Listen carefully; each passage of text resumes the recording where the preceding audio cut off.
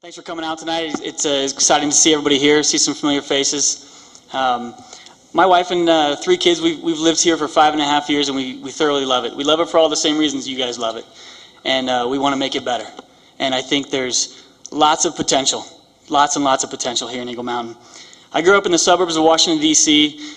Politics was kind of all around me didn't have a choice. So naturally I get involved wherever I go in the politics scene, and the more I got involved locally, the more I realized that nothing really affects our day-to-day life more than what happens right here in this room. The streets we drive on, the parks we take our kids to, the schools they attend. And so being involved in this room and what happens here is valuable, is very valuable. But there are those out there that have lost sort of the vision or lost the idea that it really does matter. Their vote counts or their opinions being heard. 10 seconds. And so I'm here to represent everyone who wants to communicate with me, and I will start that dialogue with you, and we can make a real change here in Eagle Mountain. Thanks.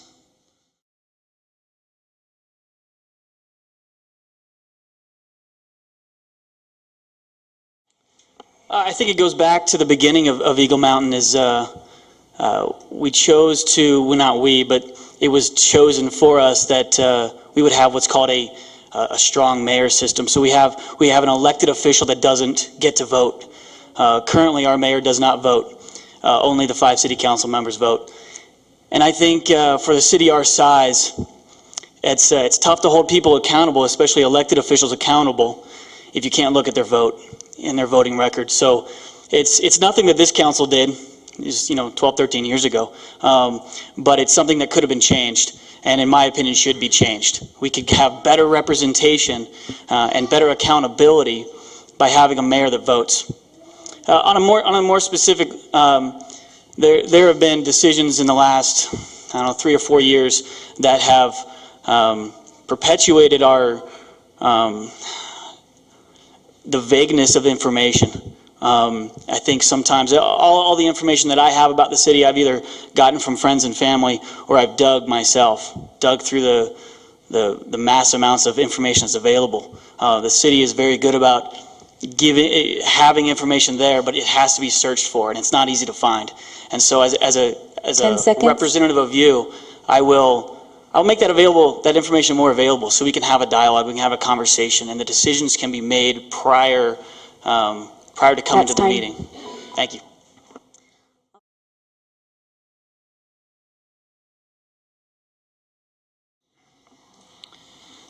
Code is huge, right? I mean, the code's big, so it's tough to say exactly what needs to pinpoint on. But as I've been out and about talking to residents, I've heard a common thread about a concern with the city code, and that's home-based businesses. 17.65. If you have it on your iPads, you want to read it. But it's vague in some sense, and it's strict in other senses. And I've had neighbors that have had home-based businesses, successful home-based businesses, that have been driven out of business because of one line item or one technicality on the city code. And so, the code is here to protect the residents, protect us from each other, from ourselves, and the code is important. Excessive code is unnecessary, and we don't want to waste time and energy making new codes. So the city needs also to abide by the codes that they have to abide by. I can't tell you how many residents I've talked to that have mentioned city-owned land that's not maintained according to code, and when asked to do so, they've been all but ignored, and it's frustrating for those residents. I don't live in such an area, but it is frustrating to know that the city might be rolling around in their trucks enforcing that code, but not living up to it themselves. So the first rule of law is to live up to the code that we have already as a city.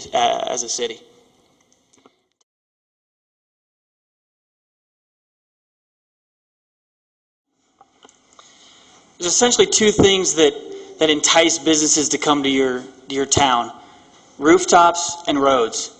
People in the town to shop at their stores or to buy their products, and then they need to have a way to get there. So we need to continue to grow our roads and continue to build homes. And so as a council member, I'll be supportive of those 2 things. And with that, naturally or organically, businesses will want to come to Eagle Mountain. So the free market is vital to the American society, and I'm a fan of the free market, and I'm a fan of the government not intruding upon the free market. I don't think it's the proper role of the government. It's not our job as city councilmen to entice businesses. We need to make our economy strong. We need to make our city healthy so that a business can say, I can make money in Eagle Mountain. I'm going to go build a business there and I can make money. I'm opposed to giving retailers any sort of tax break. I think that is playing with your money to pick and choose winners and losers in the free market, therefore not making it free. And so we need to continue to grow as a community and make it a wonderful, viable place for the free market to come. If Ridley's thought they could make money without a tax break, they should have built without the tax break. And I don't think it's our job to use your money to incentivize businesses to come here. And so we just need to be a healthy, debt-free society for businesses to grow here. It's time.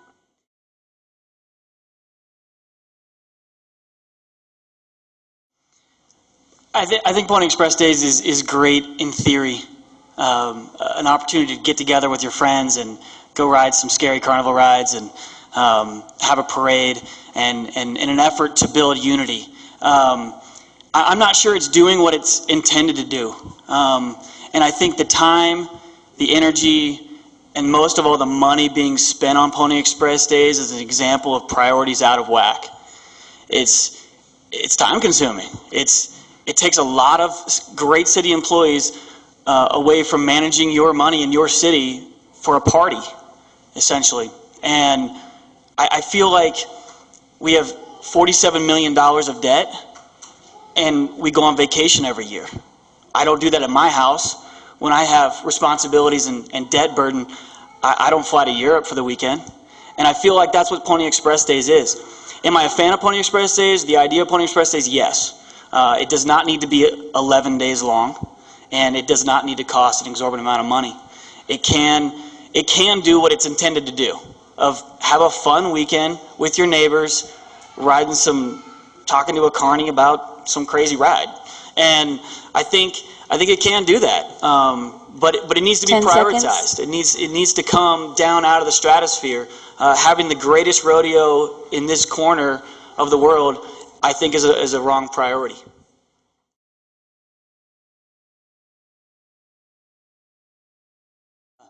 Okay, so it sounds great, right? It sounds great. Lower the utilities. But the reality is a lot harder than that. It's not a matter of just simply lowering the utilities. We own our utilities, and that's the facts. And they're not marketable because of the debt. No one wants to buy them. They're not even for sale because they're so unmarketable. And so it's something we have to live with, and it's something we have to then manage and cope with. So the way it works is the base rate we all pay that is adjusted by a vote on the city council, that pays our debt. And that has to be there because that debt has to be paid. There are investors of those bonds that require to get paid. And paying that bond off early is nearly impossible, if not at all. And so that's the reality of bonds. If you're an investor and you're in the market and you buy bonds, you expect to get paid a certain amount. And so the fees that are associated with our utility bills, I think, need to be moved. I consider those fees. So if you use a certain amount of water and you're billed for that water, not all of your bill pays for that water. Approximately 20% of that bill goes to pay for the salaries of those city employees that operate and manage, the O&M, the operations and manage of that utility. And so I consider that a tax. I think that the operations and management of the city, I don't care what part of the city it is, should be raised through the proper means, taxation. 10 seconds. And so we need to get rid of those fees, and that will lower the utilities. But those fees can be obtained the more transparent and legal way. Time.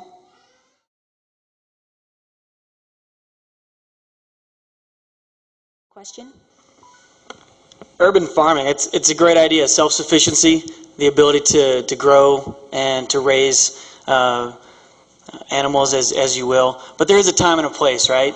there's a time and specifically a place. I moved into a neighborhood that allows a very limited number of wild animals because I'm not a wild animal kind of a guy, and I don't want to hear roosters crowing, and that's great. But as Nick mentioned, we have a great diverse city. We have all ranges of types of homes, and that's why I've been a fan of the idea of districting our representatives.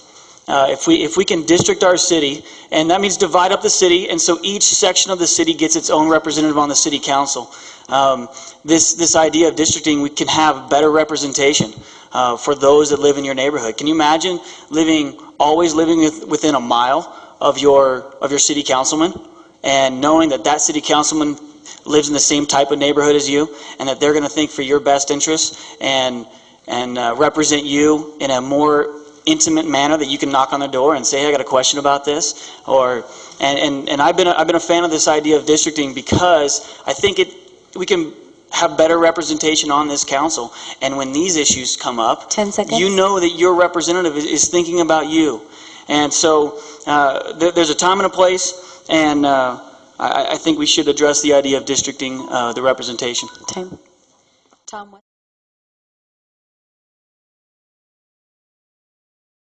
Adam Bradley.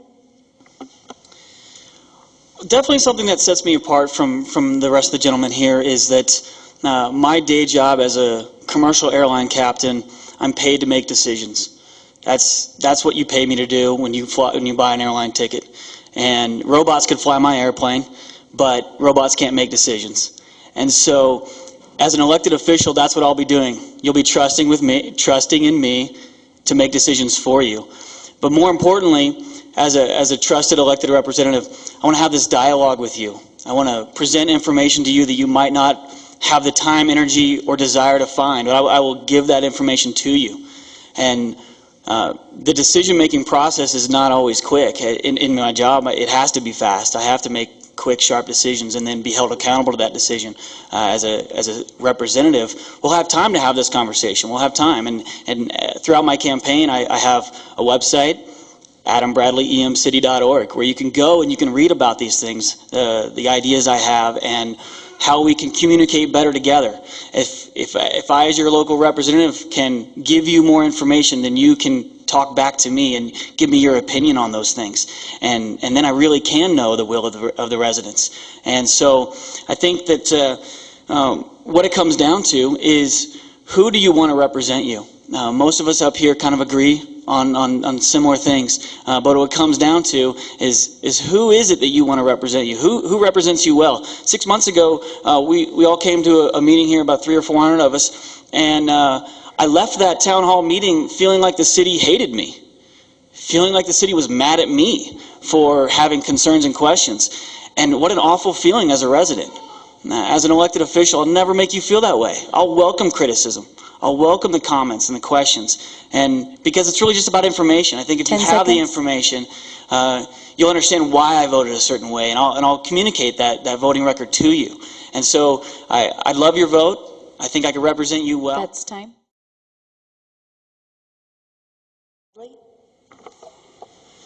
So we've heard a lot of big picture items tonight. I think a couple of details that I've mentioned tonight with districting the city and changing the way our mayor does not vote to a voting mayor. These are two examples of fresh ideas. My campaign slogan is a fresh start, and I think that's what Eagle Mountain needs. Eagle Mountain needs two new fresh faces here to look at the problems we have with fresh eyeballs, and to address the future problems we have without being encumbered by tradition or what we've always done and sticking to that. And so what we need to do is we need to elect people that will come with ideas. And I, again, on my website, AdamBradleyEMCity.org, I've laid out a plan. I've laid out ideas that will make things better. And we have such mass potential. It's such a great city to live in. I'd appreciate your support. I appreciate your vote. I think you and I together can make some changes.